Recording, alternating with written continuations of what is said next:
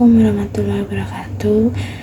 Yang saya hormati Bapak Fathaila, Magister Pendidikan selaku dosen pengampu mata kuliah pembelajaran PKN SD. Sebelumnya, perkenalkan nama saya Rini Sega Dewi dengan NIM 202340640514. Di sini saya akan memaparkan hasil analisis studi kasus evaluasi pembelajaran PKN SD.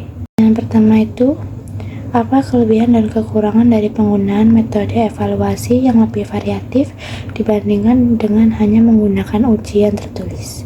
Jawabannya itu, yang pertama itu ada kelebihan. Yang pertama itu ada mengakomodasi berbagai gaya belajar. Metode evaluasi yang variatif seperti proyek, presentasi, diskusi, atau portofolio dapat menyesuaikan dengan berbagai gaya belajar siswa. Dan ada visual, auditori, kinestetik. Yang kedua itu ada menilai kompetensi secara komparatif. Evaluasi variatif tidak hanya menilai aspek kognitif tetapi juga mencakup aspek efektif dan psikomotorik. Misalnya, kerja kelompok menilai kemampuan kerjasama dan proyek.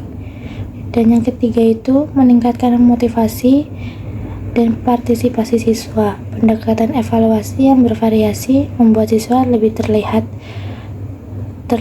dan termotivasi karena mereka merasa pembelajaran lebih senang. Selanjutnya, ada kekurangan. Yang pertama itu membutuhkan waktu dan sumber daya lebih banyak. Proses evaluasi seperti proyek atau presentasi memerlukan waktu yang lebih lama dalam pelaksanaan maupun penilaian.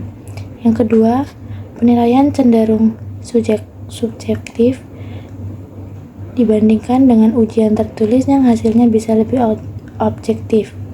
Evaluasi seperti penilaian portofolio atau presentasi bisa dipengaruhi oleh subjektif senilai. Yang ketiga, kesulitan dalam standarisasi nilai, yaitu variasi dalam metode dan tugas membuat standar penilaian bisa berbeda antar siswa dan antar guru, sehingga perlu kesepakatan dan pelatihan guru. Yang kedua itu, bagaimana cara mengukur efektivitas metode evaluasi yang telah diterapkan di sekolah ini? Jawabannya itu, untuk mengukur efektivitas metode evaluasi yang telah diterapkan di sekolah diperlukan pendekatan yang sistematis dan menyeluruh. Ada beberapa langkah-langkah, yaitu yang pertama itu ada evaluasi hasil belajar siswa, analisis capaian kompetensi, perbandingan nilai sebelum dan sesudah, umpan balik dari siswa dan guru, kuesioner atau survei kepuasan, wawancara atau diskusi terarah atau FGD. Selanjutnya ada observasi proses pembelajaran, observasi kelas oleh tim penilai, dan yang terakhir itu dokumentasi dan portofolio siswa. Selanjutnya pertanyaan ketiga, apa tantangan yang mungkin dihadapi oleh siswa dan guru dalam menerapkan evaluasi berbasis proyek dan diskusi?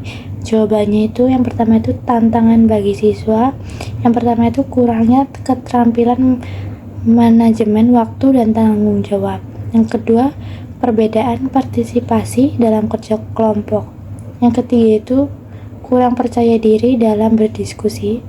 Yang B itu tantangan bagi guru itu, yang pertama itu membutuhkan waktu dan energi lebih banyak. Yang kedua itu kesulitan dalam penilaian objektif. Yang ketiga itu perlu pengembangan profesional. Selanjutnya, pertanyaan keempat itu, bagaimana peran evaluasi dalam meningkatkan kualitas pembelajaran dan perarahan siswa? Sebagai alat diagnostik, yang pertama itu mengidentifikasi kekuatan dan kelemahan siswa. Yang kedua, menyesuaikan strategi pembelajaran. Yang B, mendorong refleksi dan pemahaman lebih dalam. Yang pertama itu meningkatkan kesadaran diri siswa. Yang kedua, mendorong belajar bermakna. Yang C, memotivasi dan mengarahkan belajar. Yang pertama itu sebagai pendorong motivasi belajar. Yang kedua, menetapkan tujuan dan standar pembelajaran. Pertanyaan terakhir atau kelima itu, Jika Anda adalah seorang pendidik, strategi apa yang akan Anda terapkan untuk memastikan evaluasi belajar berjalan optimal tanpa membebani siswa? Jawabannya itu, sebagai pendidik, saya akan menerapkan formatif secara rutin seperti kuis ringan dan diskusi kelas, agar penilaian berlangsung alami tanpa tekanan.